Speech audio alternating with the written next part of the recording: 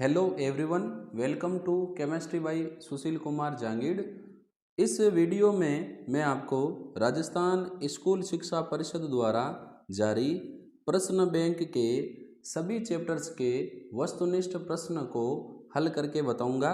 Rajasthan school शिक्षा परिषद ने कुछ दिन पहले बोर्ड एग्ज़ाम के पॉइंट ऑफ व्यू से एक प्रश्न बैंक जारी की है, जिसमें कई वस्तुनिष्ठ रिक्त स्थान वाले और क्वेश्चन आंसर दिए हुए हैं।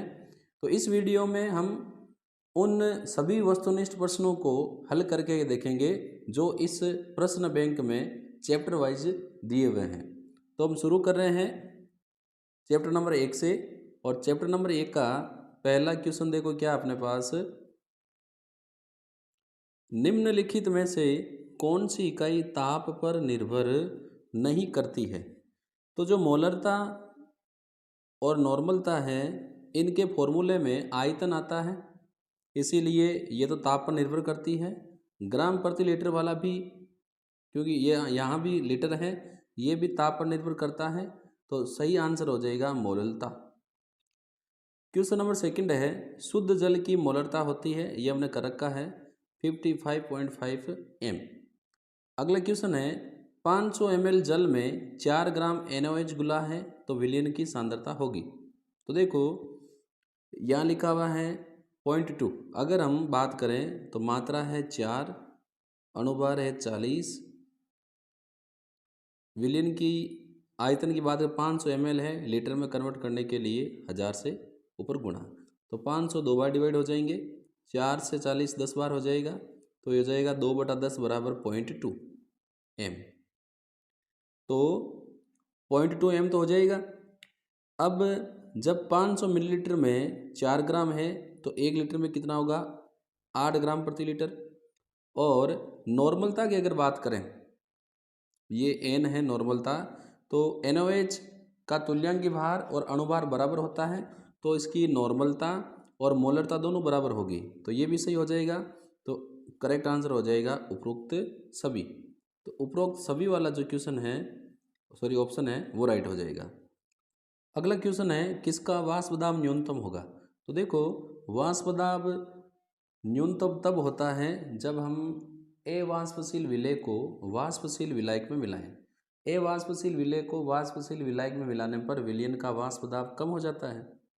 इसे हम क्या बोलते हैं, वाष्प दाब में अवनमन। तो वाष्प दाब में अवनमन तब अधिक होता है जब आयन अधिक हो। तो जो फिनोल है, ये एक फिनोक्साइड आयन और एक H+ देगा, 2 देगा। सोडियम क्लोराइड एक Na एक Cl 2 देगा। सुक्रोज अनायनित रहेगा, एक ही रहेगा। बेरियम क्लोराइड एक Ba 2 Cl, ये कितना देगा, 3। तो ये पूछ रहा है किसका वाष्प दाब न्यूनतम होगा, क्योंकि बेरियम क्लोराइड 3 आयन देगा, तो इसके वाष्प दाब में कमी सर्वाधिक होगी, तो इसी का वाष्प दाब सबसे कम होगा। अगला क्वेश्चन क्या है देखो, जलीय विलयन में क्वेश्चन नंबर 5 की बात कर रहे हैं, विलय के पूर्ण वियोजन के लिए वान ऑफ गुणांक का अधिकतम मान वाला यौगिक है। वान ऑफ गुणांक डिपेंड करता है आयनों की संख्या पर। तो इसमें एक Mg एक सल्फेट 2, इसमें 2 पोटेशियम एक सल्फेट 3 आयन, इसमें एक Na एक Cl 2 आयन, और इसमें भी कितना है, 2। तो अधिकतम किसका होगा, K2SO4 का। बेंजीन और टोलुइन का मिश्रण एक आदर्श विलयन बनाते हैं। निम्नलिखित विलयनों में सर्वाधिक प्रसरण दाब किसका होगा। तो देखो ग्लूकोज अनायनित रहता है, बेरियम क्लोराइड एक बेरियम 2 क्लोरीन 3, अमोनियम फॉस्फेट देखो 3 अमोनियम 1 फॉस्फेट, तो कितना हो गए, 4। पोटेशियम क्लोराइड के कितना हो गए, 2। तो यहाँ पर आयन सर्वाधिक है, तो ऑप्शन बी का प्रासरण दाब सबसे अधिक होगा। समुद्र के लवणीय जल से शुद्ध जल प्राप्त करने की विधि है, यह है प्रतिलोम प्रासरण, जिसको हम शॉर्ट में रिवर्स ऑस्मोसिस भी कहते हैं। अगला क्वेश्चन देखो क्या है।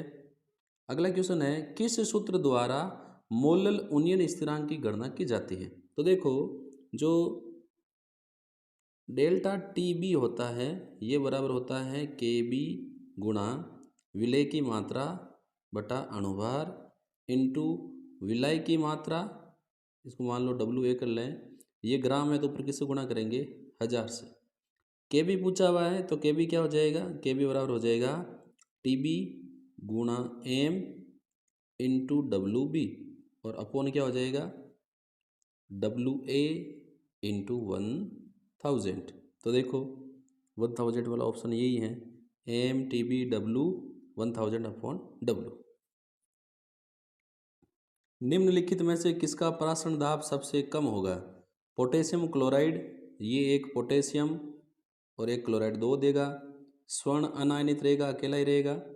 अगला क्या है ऑप्शन देखो,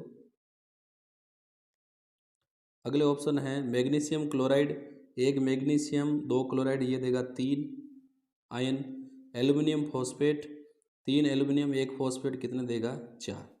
तो क्वेश्चन पूछ रहा है परासरण दाब किसका सबसे कम होगा, तो राइट आंसर हो जाएगा स्वर्ण विलयन, क्योंकि इसके द्वारा दिए गए आयनों की संख्या सबसे कम है।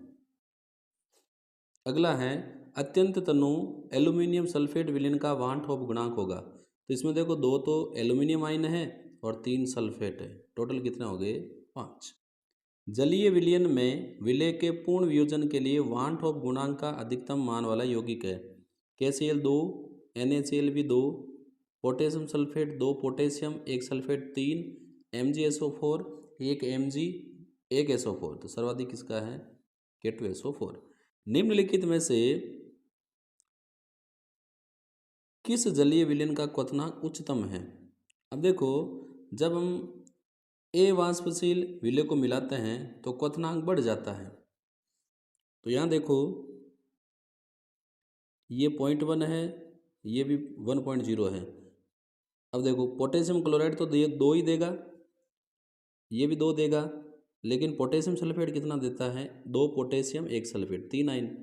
तो देखो यहाँ भी पोटेशियम सल्फेट है, यहाँ भी पोटेशियम सल्फेट है, लेकिन यहाँ जो पोटेशियम सल्फेट है वो है 1.0 m 1 मोलर है, और यहाँ कितना है 2 मोलर। उच्चतम का बोल रहा है तो 2m K2SO4 का जो क्वथनांक है अधिक होगा, क्योंकि इसकी सांद्रता अधिक है तो आयन भी ज़्यादा होंगे। तो ये हमने चैप्टर 1 नंबर के कर लिए हैं। अब हम बात कर रहे हैं चैप्टर नंबर 2 के MCQ। शुष्क लेक्लांस सेल में कैथोड होता है। जो शुष्क सेल हैं उसमें कैथोड होती है ग्रेफाइट की छड़। तो आंसर हो जाएगा से। 4 क्षारीय धातुएं ABCD के मानक अपचयन विभव क्रम से 3.05, 1.66, 0.40, 0.80 सारे नेगेटिव वोल्ट हैं। निम्न में से कौन सी धातु सबसे अधिक अपचयिक होगी? देखो मानक अपचयन विभव ऋणात्मक, तो मानक अपचयन विभव जिसका अधिक ऋणात्मक होगा उसका क्या होगा ऑक्सीकरण होगा, और जिसका ऑक्सीकरण होता है वो क्या होता है अच्छा अपचयक। तो देखो सबसे ज़्यादा 3.05 का है तो इसका ऑक्सीकरण होगा, और जिसका ऑक्सीकरण होगा वो अच्छी अपचयिक होगी। तो ऑप्शन ए इज करेक्ट। चालकता की इकाई है ओम इनवर्स सेमी इनवर्स, और आगे सीबेन सेनी इनवर्स, तो दोनों ही राइट हैं। अगला क्वेश्चन देखो, प्रथम कोटि की मैंने हर एक चैप्टर के इम्पोर्टेंट क्वेश्चन आंसर सेल्फ बनाए हुए थे, उनको आपको सोल्व आउट करके देख दिया है। मैक्सिमम क्वेश्चन वैसे ही हैं। चालकता की इकाई में ये हो जाएगा प्रथम कोटि अभिक्रिया के लिए log k और 1/t के मध्य ग्राम खींचने पर सरल रेखा प्राप्त होती है। प्राप्त रेखा की प्रवणता होगी। तो देखो आरएनए समीकरण के अनुसार log k बराबर -EA/2.303 r 1/t, एक तो ये होता है, और इसके आगे होता है प्लस log a। हम ग्राफ खींच रहे हैं log k और 1/t के मध्य, तो ये तो हो जाएगा y, और ये क्या हो जाएगा x। अभी पूछ रहा ढाल, तो x के साथ वाला क्या हो जाएगा स्लोप, तो -EA/2.303 r जो है वो क्या हो जाएगा ढाल, तो -EA/2.303 r, यानी ऑप्शन बी इज करेक्ट। अगला क्वेश्चन है 1 मोल MnO4- से Mn+2 के परिवर्तन में आवश्यक फेराडे की संख्या है। तो देखो जो MnO4- है, इसमें मैग्नीज की ऑक्सीजन संख्या क्या है, X प्लस 4 ऑक्सीजन का -6 और टोटल कितना है, सॉरी 4 ऑक्सीजन का -8, टोटल है -1। तो ये हो जाएगा X बराबर, ये उस तरफ जाएंगे +8 -1 +7। तो ये जो मैग्नीज है ये +7 से जा रहा है +2 में। कितने ऑक्सीकरणांक में कमी हो रही है, 5। तो जितना इलेक्ट्रॉन विनिमय हो रहा है उतने फेराडे आवेश चाहिए। तो कितना फेराडे आवेश चाहिए, 5 फेराडे। अगला क्वेश्चन देखो क्या है। अच्छे चालकत्व विलयन वाले पदार्थ हैं दुर्बल विद्युत अपघट्य, विद्युत अपघट्य, परबल। तो परबल विद्युत अपघट्य अच्छे चालकत्व वाले होते हैं क्योंकि इनमें आयनों की संख्या अधिक होती है। अगला क्वेश्चन देखो, गैल्वेनीकरण में लोहे की सतह पर किसकी परत चढ़ाई जाती है, जिंक की। निम्नलिखित में से कौन सी धातु अम्ल से हाइड्रोजन विस्थापित नहीं कर सकती। सक्रियता श्रेणी में जो धातुएं हाइड्रोजन से नीचे हैं वो अम्ल से हाइड्रोजन विस्थापन नहीं कर सकती। तो इसमें तो कॉपर है जो हाइड्रोजन से नीचे है। ईंधन सेल में ईंधन की दहन ऊर्जा को विद्युत ऊर्जा में बदलते हैं। तो ऑप्शन से इज करेक्ट। साम्य अवस्था पर सेल EMF सेल का विद्युत वाहक बल 0 होता है। अगले क्वेश्चन की बात करते हैं। प्रबलतम अपचायक है तो सक्रियता श्रेणी में लिथियम सबसे ऊपर होता है जिसका ऑक्सीकरण होता है सदैव। तो ये क्या होगा, जिसका ऑक्सीकरण होता है वो प्रबलतम अपचायक। ताप में थोड़ी वृद्धि करने से अभिक्रिया का वेग तीव्रता से बढ़ता है। ये तीसरे चैप्टर के क्वेश्चन है क्योंकि सक्रिय अभिकारकों की संख्या में वृद्धि हो जाती है। गैल्वेनिक सेल के लिए कौन सा कथन असत्य है, एनोड पर अपचयन होता है, पहला ही असत्य है। एनोड पर हमेशा क्या होता है, एनोड पर ऑक्सीकरण होता है। और एनोड किसका होता है, जिंक का। और ये क्या होता है, ऋणावेशित। गैल्वेनिक सेल में लवण सेतु का प्रयोग किया जाता है रासायनिक अभिक्रिया हेतु लवण ले जाने के लिए, परिपथ पूर्ण करने के लिए, सेल में विद्युत प्रतिरोध कम करने के लिए, कैथोड को एनोड से अलग करने के लिए। तो राइट आंसर हो जाएगा परिपथ पूर्ण करने के लिए। अब हम लेते हैं चैप्टर नंबर 3 रासायनिक बल गतिकी के MCQ।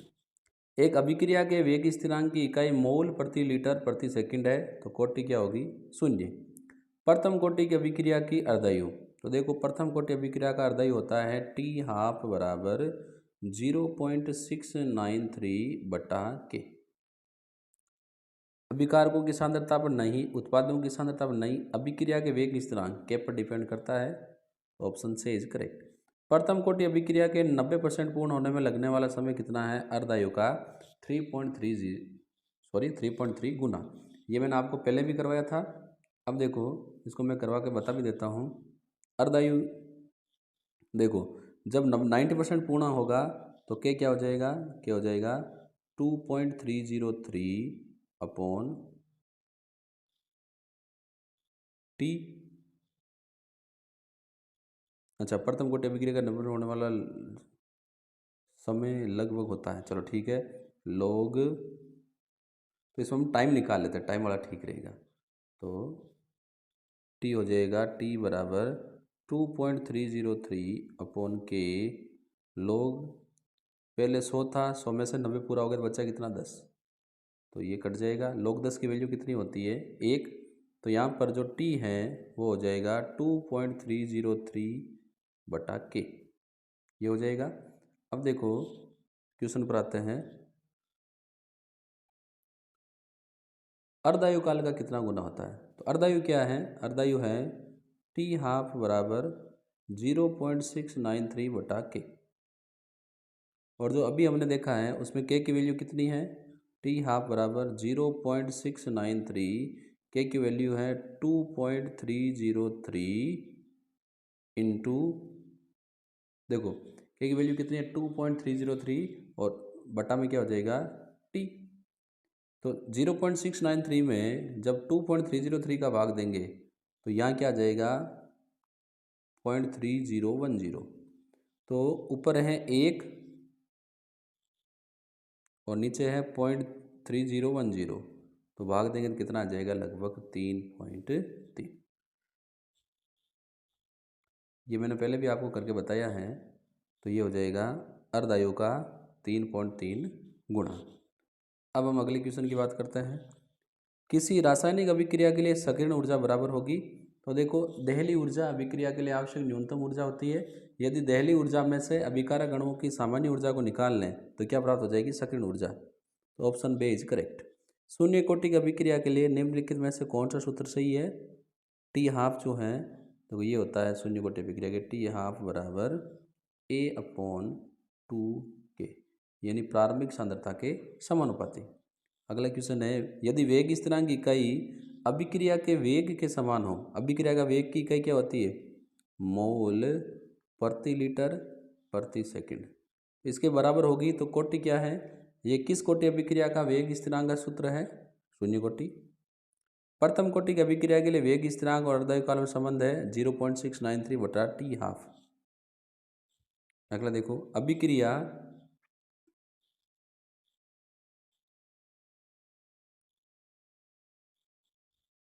CH3CO C2H5 plus H2O convert हो रही है CH3COH प्लस C2H5OH में। अभिक्रिया की कोटि कोटि 1 है, छद्म प्रथम कोटि अभिक्रिया है और इसकी आणविकता कितनी है? 2। प्रथम कोटि की अभिक्रिया में अर्धभाग के पूर्ण होने में लगा समय उसकी, देखो इसका जो टी हाफ है प्रथम कोटि अभिक्रिया का वो है 0.693 बटा के। उसकी प्रारंभिक सांद्रता पर निर्भर करता है? नहीं। अगला देखो ऑप्शन,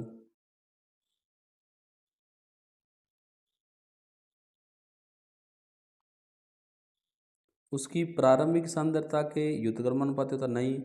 उसकी प्रारंभिक सांद्रता पर निर्भर नहीं करता, ये सही है, ऑप्शन से इज करेक्ट। एक अभिक्रिया ए से बी में कन्वर्ट हो रही है, यदि एक की सांद्रता 4 गुना करने पर वेग दुगुना हो जाता है। देखो 4 गुना करने पर वेग दुगुना होता है तो अभिक्रिया की कोटि कितनी है? हाफ ऑर्डर, क्योंकि इसको जब हम 4 गुना करेंगे,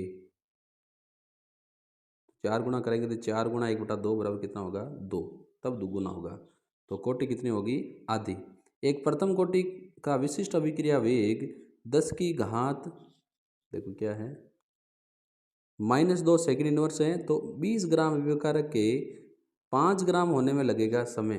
देखो ये टी पूछ रहा है और प्रथम कोटि अभिक्रिया का होता है 2.303 बटा के की वैल्यू इसने दी है 10 की घात 2। 10 की घात 2 का मतलब क्या है? ऊपर जाएगा 100 हो जाएगा। आगे हैं लोग 20 अभिकारक के 5 ग्राम, तो पहले 20 था, अब कितना हो गया? 5 ग्राम। तो 5 को 20 से काटेंगे 4। लोग 4 क्या होता है? लोग 4 को लिख सकते हैं 2 की घात 2, तो ये हो जाएगा 2 log 2। और log 2 की वैल्यू कितनी होती है? log 2 की वैल्यू होती है 0.3010, तो ये हो जाएगा 2.303। 10 की घात 2 थी, माइनस ऊपर जाते 100 इंटू 2 इंटू 0.3010। ठीक है, तो ये इसको 2 से गुणा करते ही, इसको कर लो 2 से गुणा, तो ये हो जाएगा 0.6020। आगे 100 है तो पॉइंट यहाँ लग जाएगा 60.20, इसको गुणा कर लो 2.303 से, तो 60 का डबल कितना होता है? 120, लगभग 138 के लगभग आएगा, तो है ऑप्शन में 138.6। ये हमने कर लिए चैप्टर नंबर 3 के भी, अब ले रहे हैं चैप्टर नंबर 4 के वस्तुनिष्ठ। ए ब्लॉक के तत्वों की सामान्य ऑक्सीकरण अवस्था +3 होती है। सर्वाधिक ऑक्सीकरण अवस्था वाला मैग्नीज। चुंबकीय आघूर्ण ज्ञात करने का म्यू बराबर n+2, Mn+2 में उपस्थित कुल अयुग्मित इलेक्ट्रॉनों की संख्या। तो जो मैग्नीज है इसका इलेक्ट्रॉन विन्यास होता है ऑर्गन के बाद 3d5 4s2। Mn+2 का मतलब है यहाँ से 2 चले जाएंगे तो बच्चे कितने डी में? 5, तो पाँचों के पाँचों अयुग्मित रहेंगे तो कितने हो जाएंगे? 5।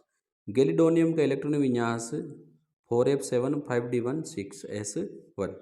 मिश्र धातु के निर्माण में मुख्यतः घटक के रूप में लेंथेनाइट तत्व मिलाया जाता है। इसमें होता है लेंथेनम, सीजियम, पेलिडोनियम, थोड़ी मात्रा में मैग्नीज जैसे तत्व भी होते हैं। अब अगला क्वेश्चन देखो, लेंथेनाइट तत्वों का रासायनिक व्यवहार निम्न में से किस यौगिक के समान होता है?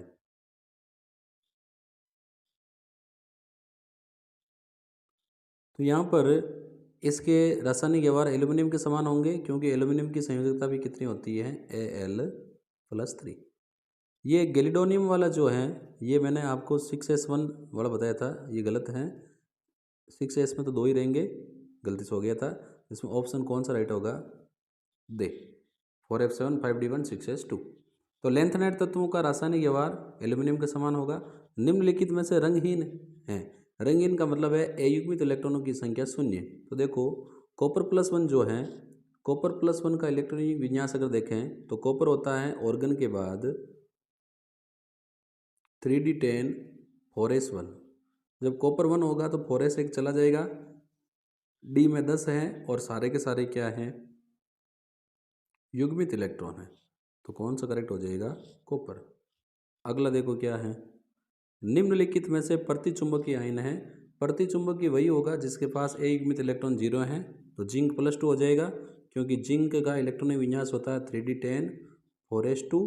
+2 जाते ही ए से 2 निकल जाएंगे और डी में 10 रहेंगे, सारे के सारे क्या है, युग्मित। तो ये प्रतिचुंबकीय हो जाएगा। लेंथनाइट तत्वों का सामान्य इलेक्ट्रॉनिक विन्यास हो जाएगा, ये हो जाएगा 4f 1 से 14 5d1 और 6 से 0। तो इसमें तो 0 से 14 है, ये 0 से 14 है, ये हो जाएगा option A 4f14 5d0 6s2। अगला ये देखो क्वेश्चन, संक्रमण तत्व संकुल यौगिक बनाते हैं क्योंकि नंबर 1 है रिक्त कक्षकों की उपलब्धता होती है, धातु आयनों का आकार छोटा होता है, परिवर्तनशील ऑक्सीकरण अवस्था होती है, और डी उपरोक्त सभी। तो इसमें राइट आंसर हो जाएगा उपरोक्त सभी। संकुल यौगिक बनाने के कारण रिक्त कक्षक उपलब्धता, धातु आयन का छोटा आकार और परिवर्तनशील ऑक्सीकरण अवस्था उपरोक्त सभी हैं। अब हम अगले चैप्टर की बात करते हैं। अगला चैप्टर है चैप्टर नंबर 5, उपसह संयोजक यौगिक। विटामिन B12 साइनोकोबालमीन में उपस्थित तत्व हैं cobalt, CONH3 4Cl Br2, CONH3 4Br2Cl2। तो देखो इसको ध्यान से देखोगे तो यहाँ पर इसमें Cl अंदर है, इसमें बाहर है, इसमें Br2 बाहर है, इसमें Br2 अंदर है।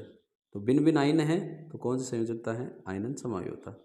K4ApCN6 में आयरन की ऑक्सीकरण अवस्था है, 4 पोटेशियम का 4, आयरन का X, 6 साइनाइड का -6, क्योंकि 1 साइनाइड का -1, टोटल 0।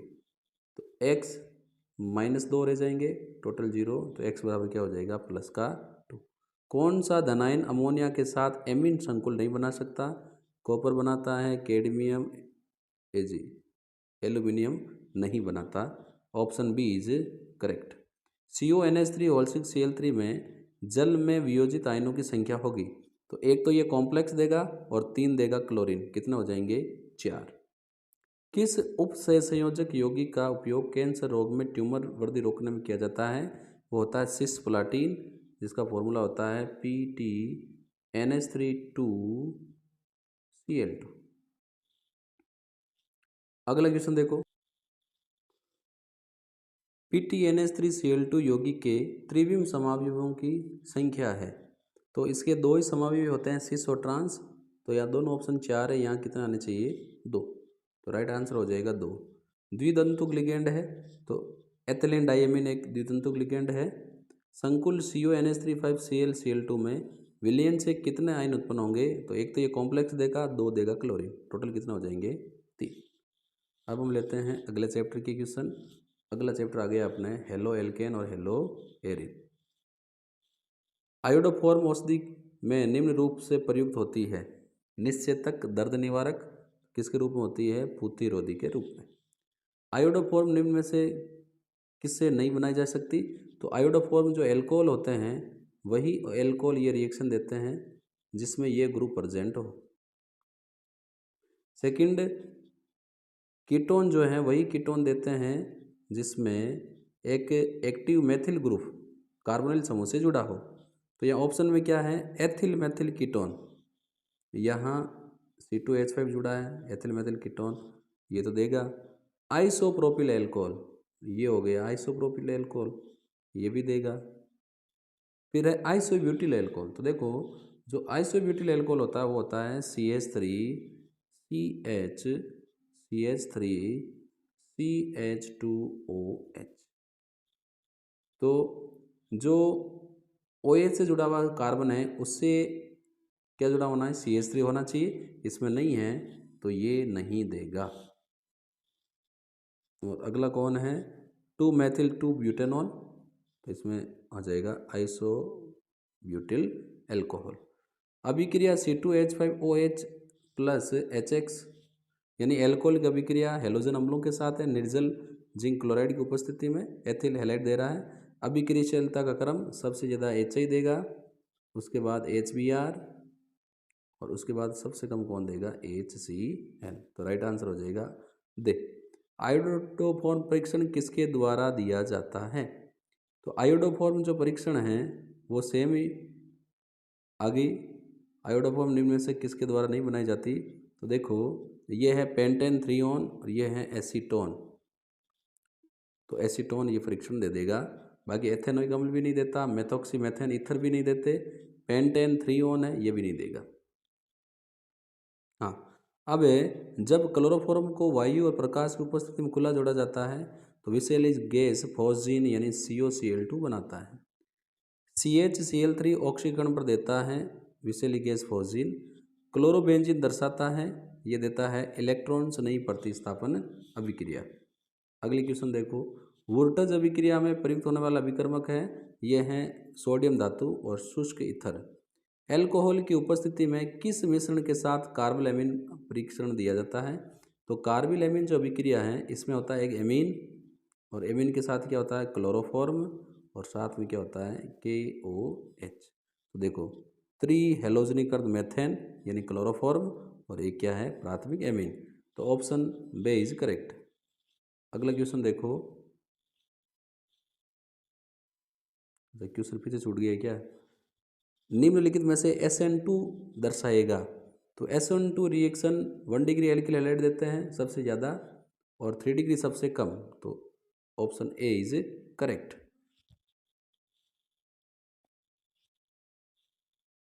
क्वेश्चन मैंने मैक्सिमम ये करवाए हुए हैं इसलिए थोड़े से हम फास्ट ले रहे हैं ताकि हमें पता चल जाए। ध्रुवण गुणक यौगिक है, ध्रुवण गुणक यौगिक वो होता है जिसमें किरेल कार्बन हो, तो किरेल कार्बन क्या होता है जिसकी चारों संयुक्ताओं पर भिन्न भिन्न समूह जुड़े हो। तो देखो पहला है द्वितीयक ब्यूटेनॉल, द्वितीयक ब्यूटेनॉल का मतलब ये होता है CH3CH2CH3 यानी सेकंड नंबर कार्बन पर OH जुड़ा है।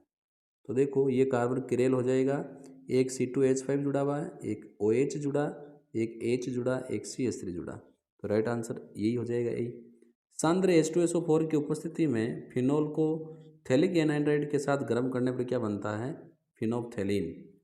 मेथेनॉल का व्यापारिक मात्रा में उत्पादन निम्न के भंजक आसवन द्वारा किया जाता है, कोयला, तारपीन का तेल, लकड़ी, इसीलिए इसको वुड स्प्रिट भी कहते हैं। अगला देखो IUPAC नाम है तो इसको थोड़ा सा बड़ा कर लेते हैं। अब देखो IUPAC नाम के लिए हम नंबरिंग इस साइड से करेंगे क्योंकि OH 2 पर आ जाएगा 1 2, ये कॉर्नर 3 और ये CH3 4, तो 2 पर मैथिल है तो 2 मैथिल, फिर कुल कितने हैं 4, 4 के लिए ब्यूटेन, 2 पर एल है तो 2 ओल। देखो 2 Maithil butane 2 ol, option C is correct. Alcohol की जल में विलेयता का कारण है क्योंकि ये जल के साथ हाइड्रोजन बंध बना लेते हैं। एल्कोहलिक किण्वन निम्न के द्वारा संपन्न होता है, एल्कोहलिक किण्वन जो है वो जाइमेज एंजाइम जीस्ट के द्वारा संपन्न होता है। अगला देखो क्या है क्वेश्चन, एल्कोहल व फिनोल में विभेद किया जा सकता है, FeCl3 AlCl3 CuNa, तो फेरिक क्लोराइड द्वारा एल्कोहल व फिनोल में विभेद कर सकते हैं। फिनोल इसके साथ पर्पल रंग का संकुल देता है, एल्कोहल इसके साथ कोई रिएक्शन नहीं करता। एक एल्कोहल व अम्ल के मध्य अभिक्रिया कहलाती है जल अपघटन, हाइड्रोजनीकरण, हाइड्रोएलोजनीकरण क्या कहलाती है एस्टरीकरण। इस अभिक्रिया द्वारा एस्टर का निर्माण होता है। जब एल्किल हैलाइड को शुष्क Ag2O के साथ गर्म करते हैं तो क्या होगा, देखो ये एल्किल हैलाइड, इसको गर्म कर रहे हैं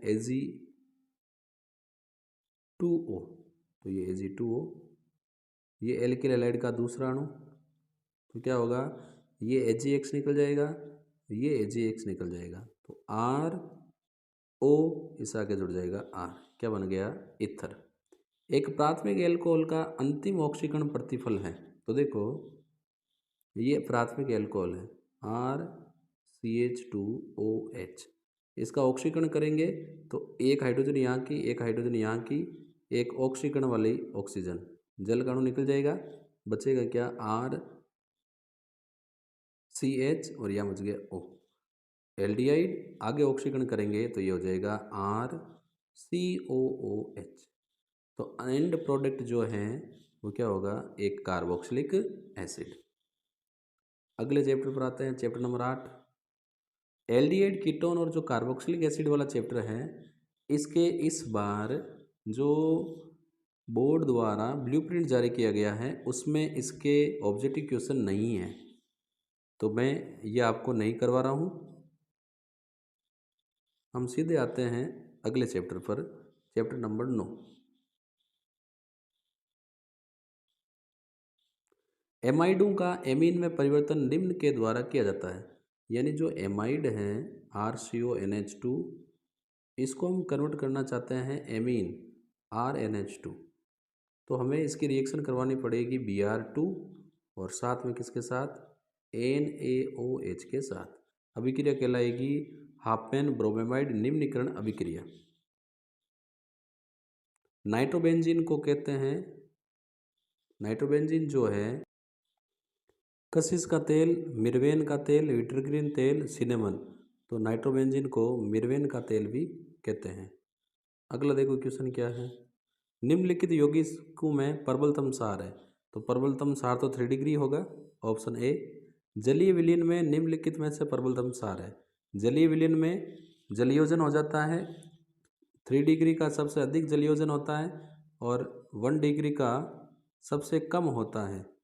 तो ये जो ऊपर वाली 3 डिग्री, 2 डिग्री, 1 डिग्री है, ये होता है गैसीय अवस्था में, और जलीय अवस्था में सबसे अधिक जो प्रबलतम सार है, देखो मेथिलेमीन, ये डाइमेथिलेमीन 2 डिग्री, ट्राइमेथिलेमीन 3 डिग्री, मेथिलेमीन 1 डिग्री, और एनिलीन क्या है, ये तो सबसे दुर्बल सार ही होता है, क्योंकि इसमें नाइट्रोजन के जो लोन पेयर इलेक्ट्रॉन हैं वो बंध बनाने में, अनुनाद में भाग लेते हैं। तो 1 डिग्री एमीन का जल योजन अधिक होने के कारण अधिक स्थायी होगा, इसीलिए ये प्रबल सार होगा। C2H5 3N एक हैं, 3 एथिल समूह जुड़े हैं, तो क्या है, तृतीयक एमीन। अगले क्वेश्चन देखो, न्यूनतम पीकेबी वाला एमीन है, देखो जो अधिक सारीय होगा उसका पीकेबी उतना ही कम, यानी सारकता और पीकेबी एक दूसरे के व्युत्क्रम, तो 3 डिग्री सबसे अधिक सारीय होता है, तो इसका पीकेबी सबसे कम होगा। अगला देखो क्या है, इसका आईयूपीएसी नाम होगा, तो एन से जुड़ा हुआ छोटा समूह मेथिल, तो एन मेथिल, 2 हैं तो एथेन प्लस एमीन, तो एन मेथिल एथेन एमीन, ये हैं ऑप्शन बे में। किस अभिक्रिया द्वारा एमाइड को एमीन में बदला जाता है, हाफमैन ब्रोमेमाइड अभिक्रिया द्वारा एमाइड को एमीन में बदला जाता है। ट्राईमेथिल एमीन की संरचना, ट्राईमेथिल एमीन की संरचना पिरामिडीय होती है, देखो कुछ ऐसी, इसमें ऊपर लोन पे रहेगा और यहाँ पर रहेंगे 3 मेथिल समूह, पहला, दूसरा और तीसरा, संकरण sp3, लेकिन एक लोन पेयर के कारण संरचना हो जाएगी पिरामिडीय। नाइट्रोबेंजीन को एनिलीन में बदलने के लिए निम्न में से कौन सा विकल्प उपयुक्त नहीं है, इसे बदल सकते हैं, ये भी उपयोगी है, लिथियम एल्यूमिनियम हाइड्राइड भी है, ये नहीं है। अगले क्वेश्चन देखो, नाइट्रोबेंजीन की अभिक्रिया SN प्लस HCl से करवाएंगे, तो नाइट्रोबेंजीन का जो नाइट्रो ग्रुप है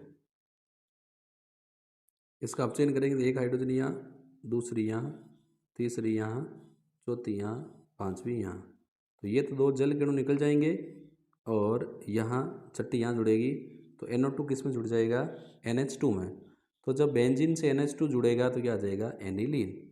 अब देखो अगला जो क्वेश्चन है, थोड़ा जूम कर लेते हैं, CH3CH2NH2 CH3NHCH3, तो यहाँ तो है 1 डिग्री एमीन और यहाँ क्या है 2 डिग्री एमीन। तो क्रियात्मक समूह भिन्न भिन्न है, और जब क्रियात्मक समूह भिन्न होते हैं, कौन सी समाव्यता होगी, देखो यहाँ क्रियात्मक समावयवी।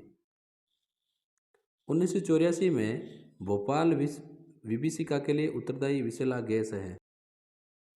तो जो भोपाल त्रासदी थी उसके लिए जो गैस थी उसका शॉर्ट में नाम है मिक, और इसका नाम है मेथिल आइसोसाइनेट। Option B. निम्न में से कौन सा कार्बिल एमीन परीक्षण नहीं देता? 1 डिग्री एमीन प्राथमिक परीक्षण देते हैं। मेथिल एमीन 1 डिग्री है, एथिल एमीन है 1 डिग्री, फेनिल एमीन 1 डिग्री है, डाई मेथिल एमीन 2 डिग्री है, ये नहीं देगा। ये टेस्ट केवल 1 डिग्री देते हैं। निम्न में से कौन सा एक एसिटेमाइड के साथ क्रिया करके एमीन देगा? देखो हम बात करें एसिटेमाइड होता है क्या है? एसिटेमाइड होता है CH3 COO NH2। ये एसिटेमाइड है। इसके साथ रिएक्शन करके एमीन कौन देगा? एमीन का मतलब है CH3NH2। तो ये हाफिन ब्रोमाइड निम्नीकरण अभिक्रिया है, कौन करेगा? NaOH और Br2। अब हम आते हैं लास्ट चैप्टर 10 नंबर J1 पर। निम्न में से डाइसैकेराइड शर्करा है। डाइसैकेराइड शर्करा सुक्रोज है, ये ग्लूकोज व फ्रक्टोज से मिलकर बनी होती है। दुग्ध शर्करा कहा जाता है, लैक्टोज को दुग्ध शर्करा कहते हैं। एल्फा हेलिक्स रचनात्मक लक्षण है। एल्फा हेलिक्स बीटा लहरिएदार, ये संरचना होती है पॉलीपेप्टाइड्स की यानी प्रोटीन की। आरएनए की संरचना एक कुंडलित होती है। प्रोटीन का मुख्य संरचनात्मक लक्षण क्या है? प्रोटीन में पेप्टाइड बॉन्ड पाए जाते हैं, जिसमें अमीनो एसिड आपस में एक अमीनो अम्ल का कार्बोक्सिल समूह और दूसरे अमीनो अम्ल का NH2 समूह परस्पर जल का अणु निकालकर पेप्टाइड बंध से जुड़ जाते हैं। अगला क्वेश्चन क्या देखो, न्यूक्लियोसाइड बने होते हैं पेंटोज शर्करा व फॉस्फोरिक अम्ल, नाइट्रोजनी सार व फॉस्फोरिक अम्ल, नाइट्रोजनी सार व पेंटोज शर्करा, नाइट्रोजनी सार पेंटोज शर्करा व फॉस्फोरिक अम्ल। न्यूक्लियोसाइड जो हैं वो नाइट्रोजनी सार व पेंटोज शर्करा के बने होते हैं, जबकि न्यूक्लियोटाइड नाइट्रोजनी सार पेंटोज शर्करा व फॉस्फोरिक अम्ल से मिलकर बने होते हैं। सुक्रोज का जल अपघटन देता है एक ग्लूकोज और एक फ्रक्टोज। ऑप्शन से। अगला क्वेश्चन क्या देखो, निम्न एंजाइम के उत्प्रेरकीय प्रभाव से स्टार्च का माल्टोज में परिवर्तन होता है। स्टार्च का माल्टोज में डाइस्टेज एंजाइम द्वारा। एमिनो अम्ल जिनको शरीर में नहीं बनाया जा सकता व उन्हें आहार में लेना आवश्यक होता है कहलाते हैं आवश्यक अमीनो अम्ल। स्टार्च किस इकाई का बहुलक होता है? तो स्टार्च एल्फा ग्लूकोज का बहुलक होता है। अगला क्वेश्चन है, प्राणी स्टार्च के रूप में जाना जाता है ग्लाइकोजन। निम्नलिखित में से किस शर्करा को डेक्सट्रोज के रूप में जाना जाता है? तो डेक्सट्रोज जो शर्करा है इसमें ऑप्शन है ग्लूकोज, फ्रक्टोज, राइबोज, सुक्रोज। तो इसमें राइट आंसर हो जाएगा ग्लूकोज। ग्लूकोज को डेक्सट्रोज शुगर कहते हैं। अगला क्वेश्चन है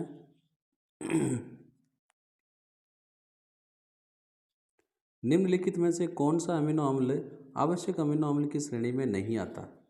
वेलिन, ट्रिप्टोफैन, ग्लाइसिन, थ्रियोनिन। तो कौन है? ग्लाइसिन। वसा में विलय विटामिन नहीं है, वसा में होते हैं ADE K, तो ये है C, ये जल में विलय होता है। निम्नलिखित में से कौन सा कारक DNA में उपस्थित होता है लेकिन RNA में नहीं? साइटोसिन होता है, और साइटोसिन में की जगह RNA में होता है यूरेसिल।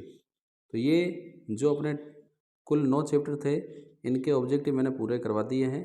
कुछ राजस्थान स्कूल शिक्षा परिषद ने मॉडल पेपर भी जारी किए हैं, उनके ऑब्जेक्टिव हैं वो मैं आपको यहाँ करवा रहा हूँ। निम्नलिखित में से सर्वाधिक परासरण दाब होगा, ये अमोनियम फॉस्फेट है, 3 अमोनियम 1 फॉस्फेट, टोटल 4 आयन देगा, तो सर्वाधिक इसी का होगा। log K और 1/T के मध्य ग्राफ खींचने पर सरल रेखा प्राप्त होती है, उसका ढाल -EA/2.303 RT, और ये हैं लेंथ एंड बाई इलेक्ट्रॉनिक विन्यास A हो जाएगा 4F1 से 14 5D0 6S2।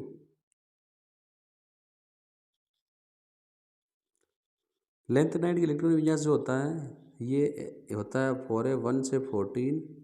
जो 5D है इसमें 0 से 1 होता है। कई बार 5D में 1 भी होता है लेकिन इसमें ऑप्शन है नहीं। K4 FeCN का 6 में आयरन की ऑक्सीकरण संख्या है +2 किया था। कौन सा धनायन अमोनिया के साथ अमीन संकुल नहीं बनाएगा? एल्यूमिनियम +3। जो हमने क्वेश्चन किए हैं वही वापस रिपीट हो रहे हैं तो कर लेते हैं, कोई दिक्कत नहीं। आयोडोफोर परीक्षण किसके द्वारा दिया जाता है? एसीटोन द्वारा। ईंधन सेल ईंधन की दहन ऊर्जा को विद्युत ऊर्जा में बदलता है। प्रथम कोटि की अभिक्रिया के लिए LNR व T के मध्य ग्राफ है। देखो प्रथम कोटि अभिक्रिया जो है उसका होता है अपने K बराबर 1/T ln R0/R, ये होता है। ये ग्राफ खींच रहा है किसके बीच में? LNR और T के मध्य। तो देखो ये हम इसको कर लेते हैं K बराबर 1/T ln R0 - ln R। तो इसको थोड़ा सा एडजस्ट कर लेते हैं। T व ln का R के मध्य है तो ये हो जाएगा KT बराबर ln R0 - R। तो इसको इस तरफ ले आते हैं तो KT बराबर हो जाएगा KT - ln R0 बराबर -ln R। ln है यहाँ पर बराबर -ln R। तो इसको क्या करेंगे? पूरे समीकरण को माइनस से गुणा करेंगे तो ये हो जाएगा प्लस का, ये प्लस का, ये माइनस का। तो ये ग्राफ है ln R और T के मध्य। तो ये T के साथ जो है ये तो है M और ये क्या है? C intercept. तो देखो इससे मिलता जुलता कुछ है क्या? ग्राफ तो घटता हुआ ही आएगा, ठीक है, और इंटरसेप्ट भी होगा। तो ये ऑप्शन ए इज करेक्ट। अगला क्वेश्चन देखो क्या है। क्लोरोपिक्रीन है। क्लोरोपिक्रीन होता है क्लोरोफॉर्म से बना होता है CCl3NO2, ये क्लोरोपिक्रीन है।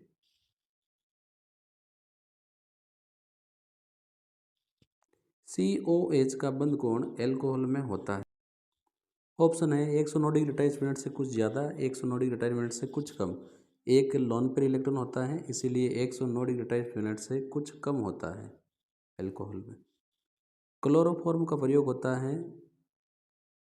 एक कीटनाशक के रूप में, एक फफूंदनाशक के रूप में, अवशोषक के रूप में, औद्योगिक विलायक के रूप में। ध्रुव गुणक यौगिक हैं सेकेंडरी ब्यूटेनॉल। नाइट्रोबेंजीन को कहते हैं मिर्वेन का तेल। जलीय विलयन में निम्नलिखित में से प्रबलतम क्षार है तो ये मेथिलामीन होगा, ये हमने ऑलरेडी कर रखा है। अगले की बात करते हैं। अगले क्वेश्चन क्या है? एल्फा हेलिक्स रचनात्मक लक्षण किसका है? ये एल्फा हेलिक्स से होता है पॉलीपेप्टाइड का। प्रोटीन का मुख्य संरचनात्मक लक्षण क्या है? Peptide bond. एक दो और जो मॉडल पेपर है उनकी क्वेश्चन कर लेते हैं। निम्नलिखित 0.1 जलीय विलयन में न्यूनतम हिमांक किसका होगा? देखो अवाष्पशील विलय मिलाते ही विलयन का हिमांक कम हो जाता है, तो जितने ज़्यादा आयन हिमांक उतना ही कम। तो पोटेशियम सल्फेट K2SO4 3 देंगे, सोडियम क्लोराइड 2, यूरिया 1, ग्लूकोज 1। तो ये 3 आयन देगा इसीलिए इसका हिमांक सबसे कम होगा।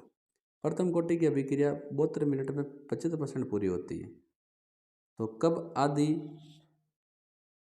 यानी 50% अभिक्रिया पूर्ण होगी? तो 72 मिनट में 75% पूरी होती है। तो देखो इसके लिए हमें निकालना पड़ेगा K। तो K बराबर 2.303, टाइम है 72 मिनट, लोग पहले 100 थी अब 75 पूरी हो गई तो रही कितनी? 25, 4, और 4 का वही हो जाएगा, सेम थिंग हो जाएगा, 4 है तो बराबर 2.303 इंटू 2/72 और इसका कितना होता है? 0.3010, क्योंकि log 4 का हो जाए 2 का 2 की पावर 2 तो 2 log 2, log 2 की वैल्यू 0.303। तो ये 2 ये हो जाएगा 36 और 2.303 को 0.3010 से गुणा करेंगे तो क्या आ जाएगा? 0.693। तो ये जो अपना K है तो इरेज कर देता हूँ, वापस यहाँ आते हैं।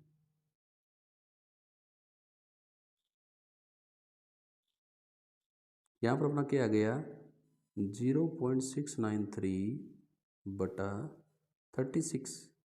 तो टी हाफ क्या हो जाएगा, टी हाफ हो जाएगा 0.693 बटा के। तो के क्या है 0.693 इंटू 36।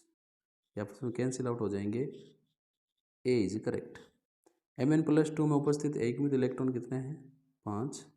त्रिविम समावयव कितने होंगे 2। गैल्वेनिक सेल के लिए कौन सा कथन असत्य है, एनोड पर अपचयन होता है। यह सत्य है, एनोड पर क्या होता है ऑक्सीकरण। ये मैंने कर रखा है, आपको बताया था क्या समावेश होता है, आयनन समावेश होता है। ये मैं तो फटाफट कर लेते हैं, क्या दिक्कत है। फोजीन है COCl2। ताप में थोड़ी वृद्धि करने पर सक्रिय अभिकारकों की संख्या वृद्धि होती है, इसीलिए वेग भी बढ़ जाता है। अब यहाँ पर एल्कोहलिक केओस दिया हुआ है, तो देखो CH3 CH Br CH2 CH3। सेल्जेब का नियम लगेगा, एल्कोहलिक केओच है तो यहाँ से Br जाएगी, यहाँ से जाएगी H, इनके बीच में बन जाएगा डबल बॉन्ड। क्या हो जाएगी 1 2 3 4, 4 के लिए ब्यूट, 2 पर डबल बॉन्ड 2 ब्यूटीन हो जाएगा। अगला है निम्नलिखित अभिक्रिया के लिए मुख्य उत्पाद है Br2, सॉरी पहले HBr फिर एक्वस KOH। तो देखो CH3 CH CH2, जब इस पर HBr का योग होगा तो जहाँ हाइड्रोजन ज़्यादा वहाँ हाइड्रोजन, और जहाँ हाइड्रोजन कम वहाँ Br। फिर है इसकी अभिक्रिया करवा रहे हैं, एल्कोहलिक नहीं है, एक्वस KOH है, तो यहाँ आ जाएगा OH, नवीक्षणीय प्रतिस्थापन हो जाएगा। तो ऑप्शन ए इज करेक्ट। निम्नलिखित में से कौन SN2 तीव्रतम देगा 1 डिग्री। अगला क्वेश्चन है एल्कोहल व फिनोल में विभेद किया जा सकता है FeCl3 द्वारा। किस अभिक्रिया द्वारा एमाइड को एमीन बदला जाता है, हाफमैन निम्नीकरण। अगला है न्यूक्लियोसाइड बने होते हैं पेंटोज शर्करा व नाइट्रोजनी सारों से। लास्ट है स्लाइड, निम्नलिखित यौगिक युग्मों में से प्रबलतम सार है 3 डिग्री होगा। स्टार्च किस इकाई का बहुलक है, अल्फा ग्लूकोज। तो यहाँ पर मैंने आपको इस वीडियो में राजस्थान स्कूल शिक्षा परिषद द्वारा जारी प्रश्न बैंक के सभी चैप्टर्स के वस्तुनिष्ठ प्रश्न, इसके साथ ही राजस्थान स्कूल शिक्षा परिषद द्वारा जारी मॉडल प्रश्न पत्रों के वस्तुनिष्ठ प्रश्न भी कंप्लीट करवा दिए हैं। तो यहाँ पर आपके जो वस्तुनिष्ठ प्रश्न की सीरीज है वो मेरी तरफ से कंप्लीट होती है। इससे पहले मैंने हर एक चैप्टर की अलग से वस्तुनिष्ठ व रिक्त स्थान की पूर्ति वाले क्वेश्चंस की वीडियो अपलोड कर रखी है। जिन बच्चों ने देखी है अच्छी बात है, जिन्होंने नहीं देखी है वो वह वीडियो अवश्य देखें, क्योंकि ये जो क्वेश्चन आंसर आज मैंने करवाए हैं इनमें से 95% क्वेश्चन वही है जो मैंने पहले करवाए हुए हैं। तो यहाँ पर अपने वस्तुनिष्ठ प्रश्न वाली सीरीज कंप्लीट होती है। इसके बाद अब क्योंकि बोर्ड एग्ज़ाम में 3 से 4 दिन बचे हैं केमिस्ट्री के एग्ज़ाम में, तो मैं आपको हर एक चैप्टर के बूस्टर डोज यानी फाइनल रिवीजन बोर्ड एग्ज़ाम 24 के लिए अलग अलग चैप्टर के अलग अलग वीडियो उपलब्ध करवाऊँगा, और मेरा प्रयास रहेगा कि मैक्सिमम चैप्टर के वीडियो मैं आपको उपलब्ध करवा सकूँ। तो आप मेरे साथ बने रहिए और मेरे YouTube जो चैनल हैं उसके साथ अपडेट रहिए। आपको इस वीडियो के बाद ज़्यादातर चैप्टर के बूस्टर डोज वाले वीडियोज़ आपको मिलेंगे जो आपके बोर्ड एग्ज़ाम 2024 के लिए बहुत ज़्यादा फायदेमंद होने वाले हैं। हम फिर मिलेंगे, धन्यवाद।